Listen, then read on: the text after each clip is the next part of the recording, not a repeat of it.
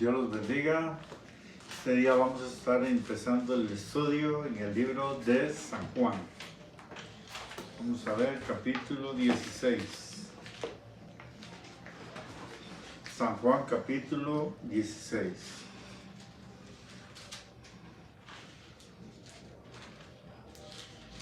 Hay que entender algo aquí. Creo que estamos en tiempos sumamente finales. Y hay que comprender hay dos cosas o tres cosas, digamos así. ¿Por qué usted busca a Dios? Hay gente que busca a Dios por un milagro. Entonces, eso es un problema, porque cuando se busca a Dios por algo definido, que exactamente no es Dios mismo, usted una vez que logra el milagro, generalmente la persona se aparta de esto, porque ya no tiene una razón para buscar más. O que no se logró el milagro, también se aparta. ¿Por qué? Porque no se logró el propósito, porque el propósito no era buscar de Dios.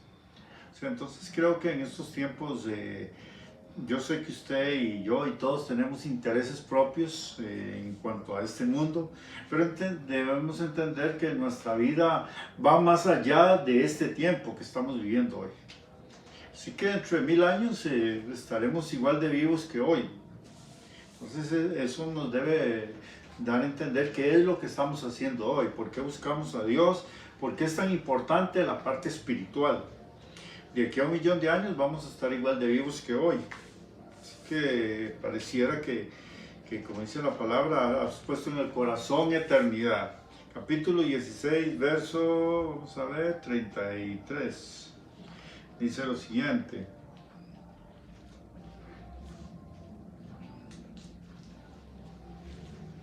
San Juan, capítulo 16. Jesús hablando ahí las últimas palabras a sus discípulos.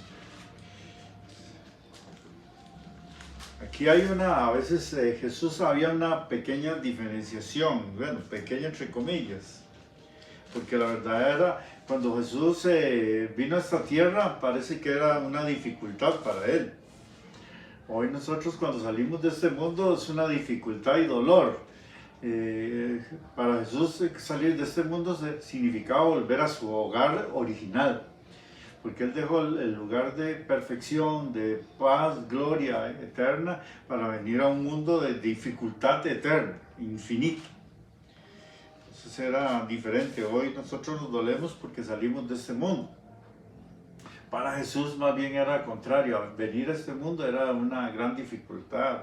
Y Él decía, Él oraba, Padre, vuélveme a aquella gloria que tuve contigo antes de que el mundo fuese.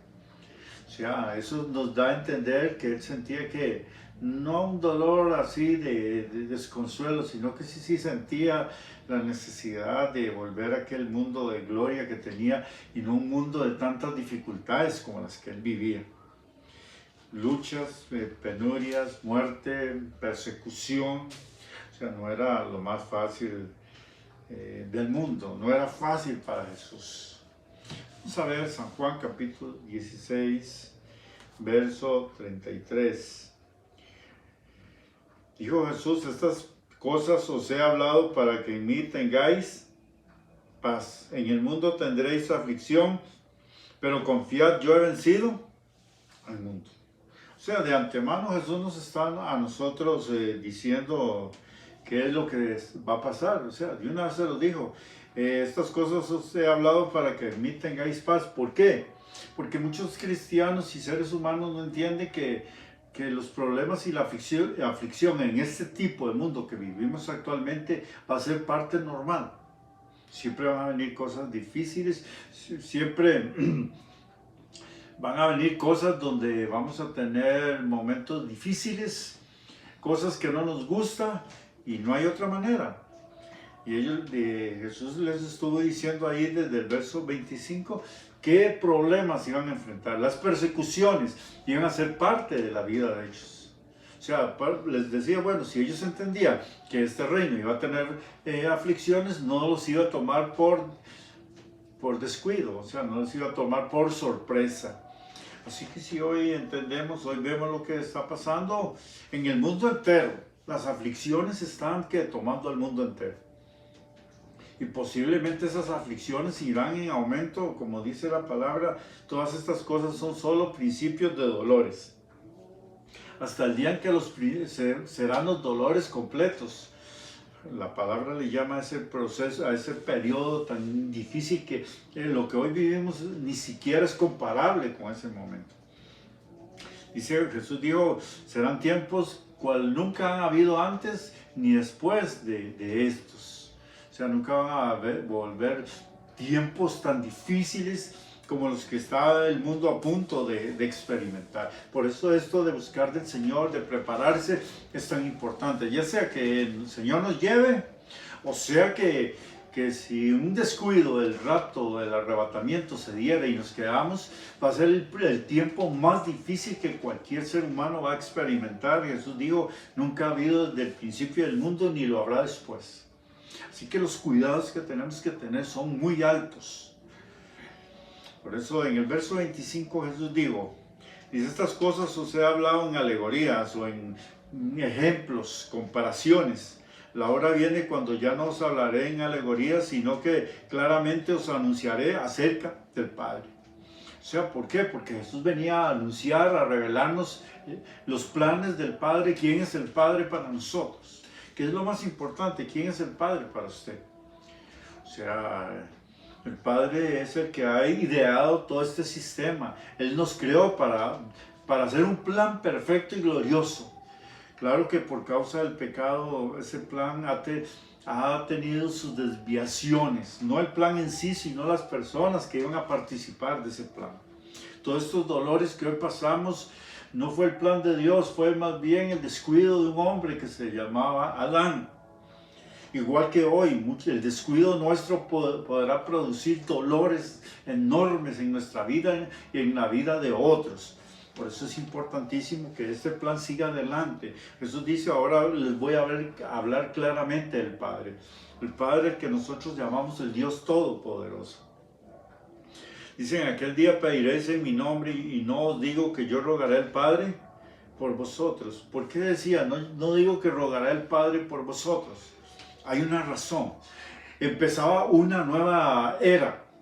Hasta anterior a Jesucristo todo se dirigía a través de símbolos. Las gentes no se podían acercar directamente a Dios, sino que los que se acercaban a Dios lo hacían a través de sacerdotes, que eran símbolos de la obra de Jesucristo. Y también de la obra que iban a tener los creyentes. Pero ahora Jesús dice, en ese momento ya no hay formas de acercarse a Dios como las que habían antes. Decían los judíos, nosotros para acercarnos a Dios tenemos que hacerlo a través del templo. Tenemos que hacerlo a través del templo, si no, no hay la forma correcta. Los samaritanos, que era el reino del norte, que eran, digamos, Samaria era la capital del reino del norte, principalmente lo que se le llamaba Israel, por la división que hubo después de la muerte de Salomón. Ellos decían, tenemos que subir al monte ahí a adorar, tenemos que subir al monte Gerizim a tener adoración, porque ese es el lugar verdadero. Pero esas formas en que hoy vemos en el mundo entero, los hombres para adorar a Dios se dirigen a ciertos lugares, otros a la Meca y otros a otros lugares, porque son los lugares sagrados para ellos. Pero Jesús decía no solamente a los judíos, y a usted mismo y a nosotros, a todos, que ya no iba a ser tanto buscar a Dios en un recinto, sino que se llegaba el tiempo en que Dios esperaba que cada ser humano se convirtiera, ¿qué? En ese templo donde Él viene a habitar, porque Él quería una relación cara a cara con cada persona. Por eso Jesús dijo en aquel día, dice aquí, en aquel día pediréis en mi nombre y no os digo que yo rogaré al Padre por vosotros. ¿Por qué? Porque ya el Padre no iba a tener una relación con nosotros a través de un intercesor, sino que iba a tener una relación directa a través de Él y nosotros. Claro que esta relación significaba volver al hombre a su estado antes del pecado. Significaba restaurar al hombre, santificarlo, limpiarlo para que el hombre pudiera entrar verdaderamente. En pecado el hombre no se puede presentar delante de Dios. Para que Jesucristo dijera que se llegaría el tiempo en que el Padre nos escucharía en forma directa, significaba que Él tenía que hacer una obra donde tuviésemos que ser limpios, totalmente puros y santos. Él estaba aquí diciendo en una forma implícita qué significaba la obra de Él en la cruz del Calvario. ¿Qué significa esto? Que usted para acercarse a Dios no lo puede hacer de una manera en que usted es pecador. Tiene que serlo desde el punto de vista de Dios, que usted tiene que ser santo para poder ser recibido delante de Dios. Por eso la palabra dice muy claro, sed santos como vuestro Padre que está en el cielo santo. Sin santidad nadie verá al Señor. O sea, son leyes inquebrantables. No nos engañemos pensando que haciendo ciertos ritos eso nos justifica delante de Dios. Lo que nos justifica delante de Dios es un verdadero sacrificio que cambie nuestro ser, que teniendo los deseos de pecador sean transformados en deseos de hombres santos. Y no estamos hablando de religiones, estamos hablando de una transformación que Dios mismo ha decidido hacer en nosotros. Por eso Él le llamó a esa transformación de nuestro ser. Para poder entrar delante de su presencia, le llama el nuevo nacimiento. ¿Por qué? Porque físicamente nacimos una vez. Juntamente con la parte física nacimos con un espíritu y un alma. O sea, hubieron. Desde el día en que Dios sopló sobre aquel hombre de barro que Él hizo, también impuso dentro de ese hombre de barro una parte espiritual y una parte de almática. Así que cada uno de nosotros tiene 3 partes. Pero esas partes por el pecado cayeron en separación con Dios. Por eso es que es tan importante cuando dice que aquel día pediréis en mi nombre y yo digo que no rogaré al Padre por vosotros, significaba que Jesús nos iba a restaurar a una posición perfecta delante de Dios. Porque si hubiera pecado, Dios no nos puede recibir. Porque dice la palabra que la paga del pecado es muerte. Significa que la paga del pecado es la separación con Dios. Y cuando perdemos a Dios, perdemos todo lo bueno de Dios. No tendremos paz, no tendremos alegría, no tendríamos esperanza, no tendríamos gozo y sobre todo no tendríamos la vida de Dios. Vida de Dios no es existir eternamente porque todos los seres vamos a existir eternamente humanos. Pero no vamos a tener la vida, ese gozo, esa plenitud, ese deseo por la existencia, esa hermosura de vivir, es algo que solo viene de Dios porque es su propia vida que Él va a estar ministrando a cada uno de nosotros. Por eso al decir que no rogaré por vosotros al Padre, significa que nosotros mismos íbamos a hablar con el Padre. Ya no necesitamos decirle a alguien que le diga al Padre. No necesitamos eso, nosotros mismos. Dice el autor de los Hebreos, teniendo libertad para entrar al lugar santísimo. ¿Por qué? Por la sangre de Cristo y que habiendo abierto un camino nuevo a través de su cuerpo. Así que Jesús es la entrada al Padre, es el que nos cambia, es el que nos transforma. Por eso no nos equivoquemos, no es una metodología ni ir a cierto lugar, es permitir que por la fe Dios a través del Espíritu Santo nos cambie de pecadores a hombres santos, con los cuales Él puede entrar en comunión.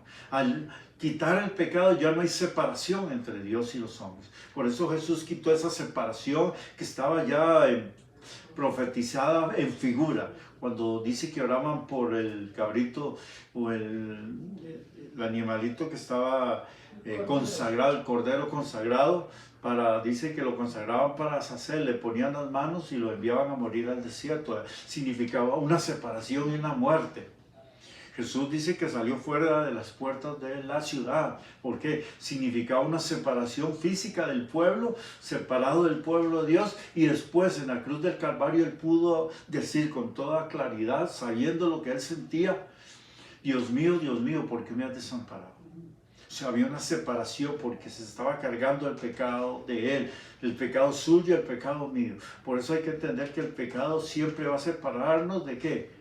De Dios. Por eso la Biblia dice que ahora los hombres que tienen una segunda oportunidad, que son todos, Dice que al no recibir el sacrificio de Jesucristo para ser restaurados otra vez, que lo cual nos trajo la primera muerte, la primera separación con Dios. Dice que vendrá la segunda separación, luego la segunda muerte. Esta segunda separación o muerte es una muerte eterna. O sea, no habrá sacrificio en la eternidad que se pueda hacer por una persona que no haya aceptado la redención, la salvación de su vida, de la primera muerte. Por eso es tan importante, por eso dice la Biblia que no sufriremos, ¿qué? No sufriremos el efecto de la segunda muerte. Y sigue diciendo aquí Jesucristo, pues el Padre mismo nos ama. Dice, porque vosotros me habéis amado y habéis creído que yo salí de Dios. Eso nos permitió que creer en Jesús, ser restaurados hoy. Es importante que usted comprenda cada día y cada persona, aun si usted no tiene a Cristo, no se engañe, usted solo no puede presentar, usted por lo que vive y por lo que hace no puede justificarse delante de Dios porque eso no lo limpia. Si usted es buena persona, es bueno y le va a ayudar mucho, pero eso no lo limpia. Si usted da mucho dinero, eso es buenísimo y le va a traer beneficios. Dios lo va a bendecir, pero eso no le va a traer la justificación y la limpieza de sus pecados. Por eso, al comprender esa realidad, cuando Satanás viene contra nosotros, le podemos decir, no tengo problemas, no soy pecador porque Él me justificó. Y dice la palabra, ¿quién es el que condenará si Él es el que justifica? O sea, no puedo andar en condenación cuando he sido limpiado por la sangre de Cristo.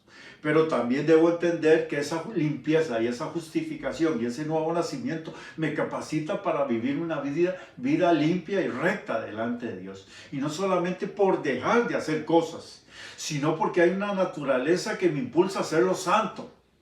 O sea, no es tanto por lo que hago o no hago, sino por lo que fue quitado dentro de mí. Porque hay personas que dicen, no mato, no robo, no adultero, no miento. Sí, pero eso no lo justifica. Hay dentro de usted una naturaleza pecaminosa que lo ha separado de Dios. Desde que nace ya viene esa naturaleza que aunque no se desarrolle en hechos, pero ahí está la naturaleza. Algunos le llaman el pecado original, otros le llaman la naturaleza caída de Adán. Pero ahí está y se va a ir desarrollando hasta ser corrupta en forma total. Por eso dice aquí el Padre mismo que ahora nos ama y por eso envió a Jesucristo, por eso hoy tenemos la justificación, por eso hoy tenemos entrada, por eso hoy cuando se va un ser querido tenemos la certeza de que no está en sufrimiento, sino que pasó a estar vivo con Dios. Jesús le dijo a aquel ladrón, hoy mismo estarás conmigo, ¿dónde? En el paraíso. O sea, en ese tiempo todavía las personas no subían al tercer cielo, pero iban a un lugar de gloria. Y Jesús le llamaba a ese lugar el paraíso, posiblemente el mismo paraíso que Adán tuvo. Dios lo quitó de esta tierra y lo colocó en un lugar, y cuando las personas morían en el Antiguo Testamento, iban a ese lugar. Entonces Jesús mismo le dijo a aquel hombre que había sido justificado, que habiendo hecho una vida de pecado, pero se arrepintió en ese último momento. Fue una muerte terrible para aquel hombre, pero sabía que cerrando los ojos, hoy mismo, algunos quieren tergiversar ese versículo, diciendo, hoy te digo, hoy, no que estarás conmigo en el paraíso, queriendo decir que uno queda ahí en la tumba. Pero Pablo fue muy claro en este caso, y él dijo, ausentes en el cuerpo, presentes en el Señor. Porque este cuerpo Pablo lo llama un tabernáculo. Dice que este tabernáculo se deshiciere, tenemos de Dios un tabernáculo celestial, que ya está preparado. Así que el día que nos muramos, o los que se han ido, los hemos puesto en una tumba. Lo que pusimos en la tumba fue el tabernáculo donde la persona vivió. La persona en el momento en que dejó de estar en esta tierra fue recibido por el Señor. O sea, así que la muerte desde nuestro punto de vista es dolorosa, para el que se va con Cristo es el mejor momento de su existencia. Dice aquí en el verso 28, salí del Padre y he venido al mundo, otra vez dejo el mundo y voy al Padre. O sea, Jesús no tenía que esperar 2000, 3000 años hasta la resurrección para ir al Padre. Él dice, hoy dejo el mundo. ¿Por qué? Porque este mundo no era su hogar, era un lugar que él vino, ¿qué? hacer una obra por usted y por mí. Y es una obra infinitamente grande y perfecta. Por eso Él dice, salí del Padre. ¿De dónde venía Él? Del lugar santísimo, del cielo, y venía a esta tierra a hacer toda la obra que era necesaria que se hiciese por nosotros. Se hiciese, dice aquí, y dejó el mundo otra vez. O sea, Él iba a morir, iba a resucitar, pero iba a dejar este mundo para volver, ¿qué? Al Padre. Qué importante, porque en el momento en que Él resucitó, como dijo Pablo, estos son puntos centrales. Él sabía que iba a ganar la batalla. Por eso Él dijo, no se preocupen, yo he vencido al mundo. Eso no significa que las cosas malas no van a suceder, no. Significa que a pesar de esas cosas, en un momento dado, vamos a tener una victoria eterna. Porque, como les digo, en este mundo somos peregrinos y pasajeros. Solo estamos de paso, nuestra ciudadanía no está en esta tierra, sino, dice, en el cielo, en la Nueva Jerusalén, desde donde también esperamos a nuestro Señor Jesucristo. Así que es un momento que pasamos, y Jesús dijo, dejo el mundo y vuelvo otra vez al Padre. O sea, que cuando volviera al Padre, como dijo el apóstol, si Jesús nos resucitó, en vano es nuestra fe y somos los más dignos de conmiseración o lástima. Pero Jesús ha resucitado de los muertos, por lo tanto hoy nosotros somos los más victoriosos. Tenemos seguridad eterna. Y seguridad eterna en el sentido de que vamos a un lugar de paz y que ese mundo que dejamos en un tiempo hoy, no sé cuántos años más, será un tiempo corto en relación que dentro de muy poco tiempo, creo que como van las cosas, regresaremos a esta misma tierra. Como dijo el apóstol Pedro en su mensaje allá en el día de Pentecostés, que porque es necesario que Jesucristo estuviera retenido en los cielos hasta la restauración de todas las cosas. O sea, hasta el tiempo en que esta tierra donde estamos parados sea restaurada y nosotros regresemos con nuestro Señor Jesucristo a esta tierra. Así que el tiempo que vamos a estar en el tercer cielo parece ser un tiempo corto en relación a que vamos a volver y vamos a estar en esta tierra 1000 años más.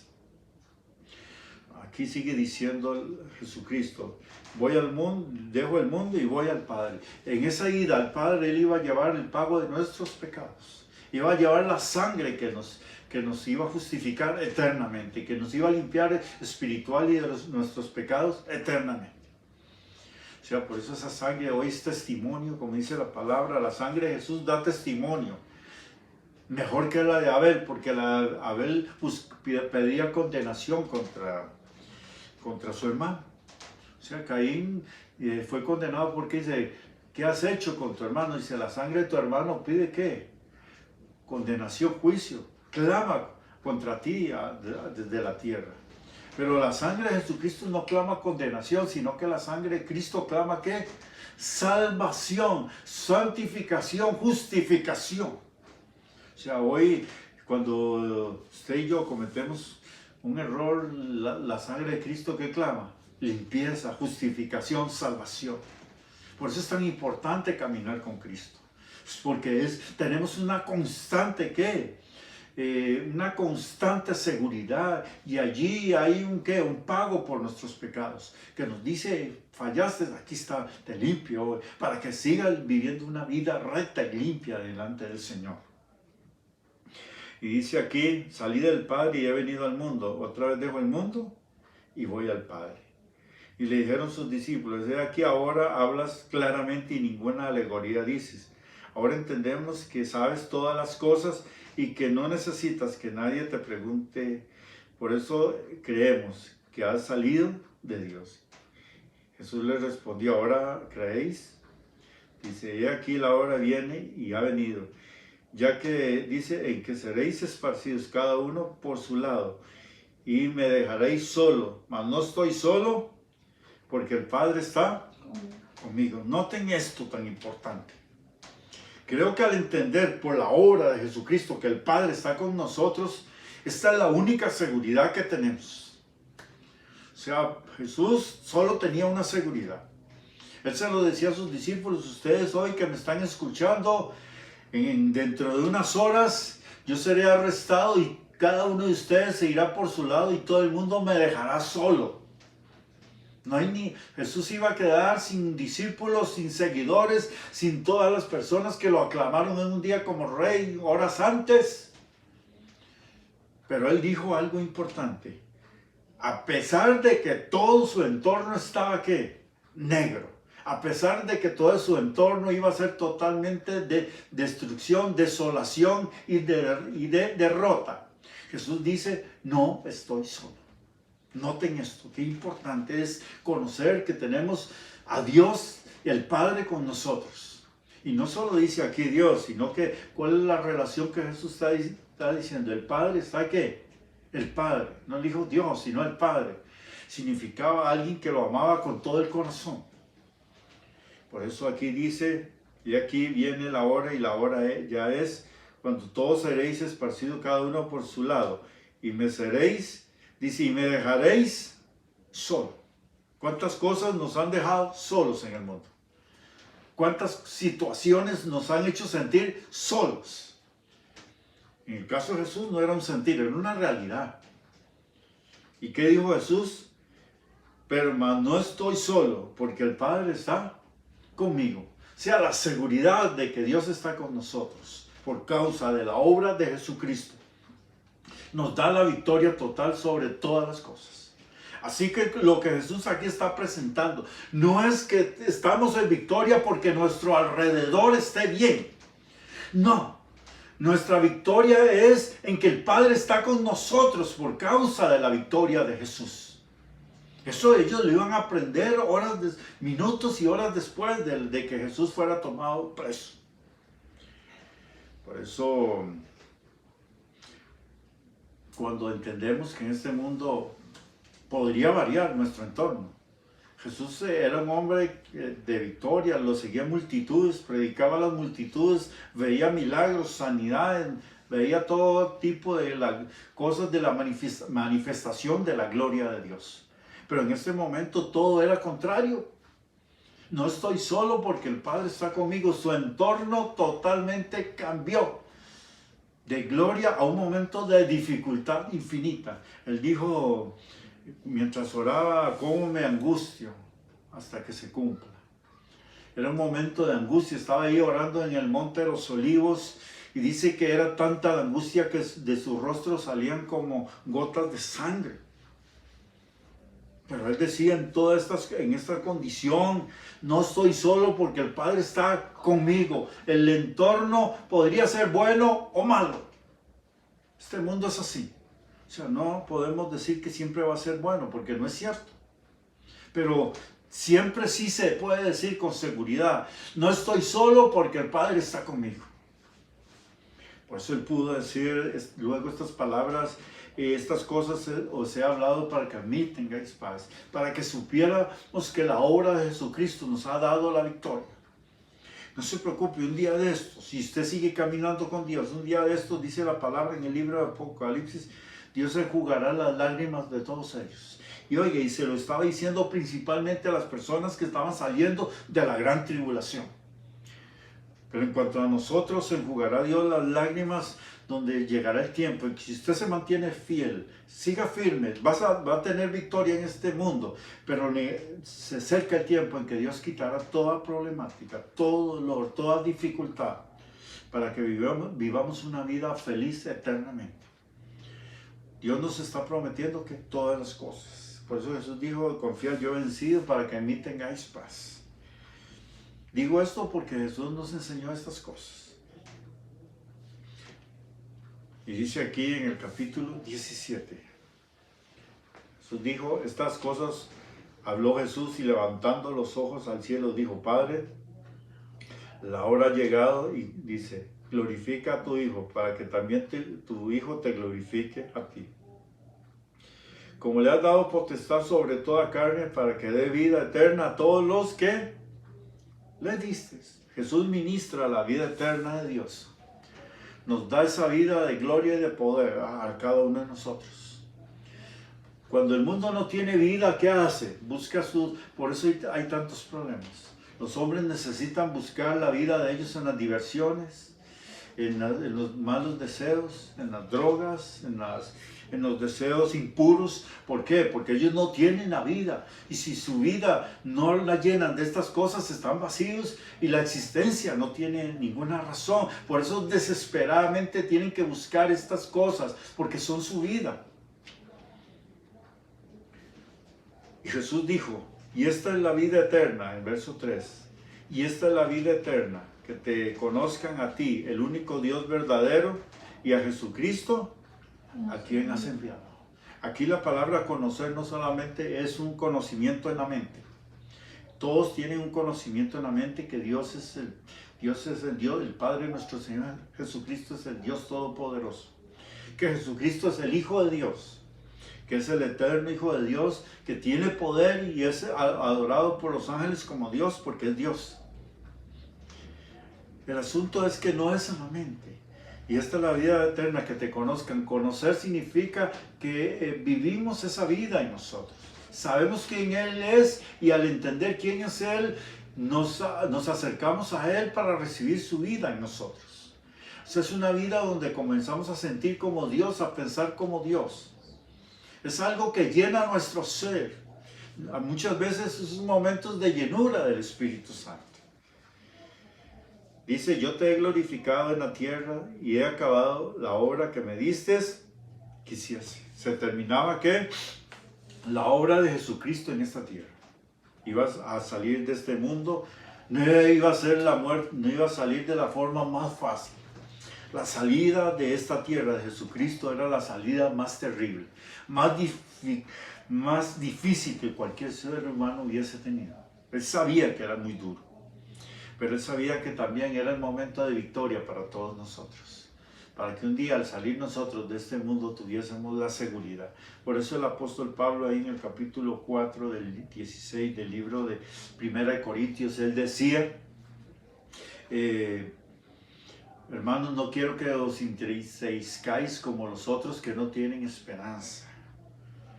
Porque si creemos, dice que Dios traerá con Jesucristo a todos los que durmieron en Él. Así que hay una seguridad de que un día estos van a resucitar, los que se han ido antes, pero también que nosotros seremos transformados juntamente con ellos. Jesús oraba estas cosas, dice aquí, capítulo, verso 9. Yo, dice Jesucristo, y no solo por los 12 apóstoles, 11 que quedaban, yo ruego por ellos, no ruego por el mundo, sino por los que me diste, porque tuyos son. Vea qué importante. Esta obra de Jesucristo hizo que ahora no seamos de Satanás, sino que somos de Dios. Usted es propiedad de Dios. Y aquí lo dice Jesucristo en el verso 9. Yo ruego por ellos, no ruego por el mundo, sino por los que me diste, porque tuyos son. Qué importante que Jesús hace 2000 años no oraba por los que no le conocían, sino que oraba por aquellos que decidieron ser del Padre, ser y hermanos de Jesucristo. Dice, yo ruego por ellos, porque tuyos son. Hoy debes entender que eres propiedad de Dios, por lo cual Dios te guarda, por lo cual Dios te cuida, a pesar de las dificultades. Porque aquí no dice que no íbamos a sufrir los embates del mundo, ni los embates de las circunstancias, no. Y dice aquí, y ya no estoy en el mundo, mas estos están en el mundo. Y yo voy a ti, Padre Santo, a los que me has dado, guárdalos en tu nombre, para que sean uno, así como nosotros. O sea, para que tuviéramos un mismo sentir, una misma unidad, para que nos cuidáramos los unos a los otros. Creo que en esta pandemia nos hace estas cosas difíciles que nos han pasado, nos han convertido en uno. Parece extraño, pero así es. Hemos estado orando los unos por los otros. Hemos estado sintiendo lo mismo como si fuéramos nosotros. ¿Qué significa? Que Dios nos ha estado haciendo uno como Dios Jesucristo. Y Él dice lo siguiente. Cuando estaba con ellos en el mundo, yo los guardaba en tu nombre. A los que me diste, yo los guardé. Y ninguno de ellos se perdió, sino el hijo de perdición, para que la escritura se cumpliese. Pero ahora yo voy a ti, y hablo esto en el mundo, dice, y para que tengan mi gozo cumplido en sí mismos. Yo les he dado tu palabra y el mundo los aborreció, porque no son del mundo, como tampoco yo soy del mundo. No ruego por que los quites del mundo, sino que los guardes del mal. No estaba pidiendo que nos sacara de esta tierra así de inmediato, pero sí que nos diera el poder para tener victoria en este mundo. Así que Jesucristo oró por nosotros. Y esa oración está presente ahí en el cielo, para que cada creyente hoy que camine en ese mundo bajo dificultades, porque en los primeros momentos de la iglesia, la mayoría de los creyentes terminaban muertos. Los mataban, los perseguían y morían de formas terribles. Los mataban las bestias, leones en el Coliseo Romano y otros lugares. Muchos fueron quemados vivos como antorchas. O sea, fue un momento difícil, por lo cual Jesús oraba: Padre, guárdalos del mal. Sé que será, ¿por qué? Porque el mundo seguía adelante, pero él sabía que íbamos a necesitar la victoria. Y todas esas personas que hace 2000 años y en adelante murieron, hoy están como grandes héroes de la fe allá con el Señor, gozándose. Se han gozado 2000 años y se van a gozar eternamente con nosotros. Jesús dijo: no son del mundo como yo tampoco. Y el verso 17: santifícalos en tu verdad, tu palabra es verdad. Como tú me enviaste al mundo, así los envío al mundo. Qué importante. El Padre envió a Jesucristo con todo el poder para ser victorioso. Envió a Jesucristo con toda su gloria, ¿para qué? Para que fuera Jesús un vencedor.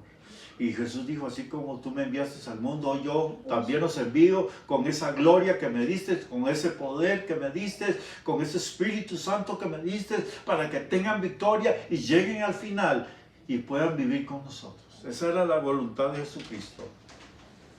Y dice aquí Jesús: mas no ruego solamente por esto, sino también por los que han de creer en mí, por la palabra de ellos. Para que sean uno como tú, oh Padre, en mí y yo en ti, para que también ellos sean uno, para que el mundo crea que tú me enviaste. Esa es la función. Para que ellos vean que a pesar de las dificultades caminamos en victoria. Para que el mundo crea que Jesucristo fue enviado por Dios a este mundo a salvarlo. Es importantísimo.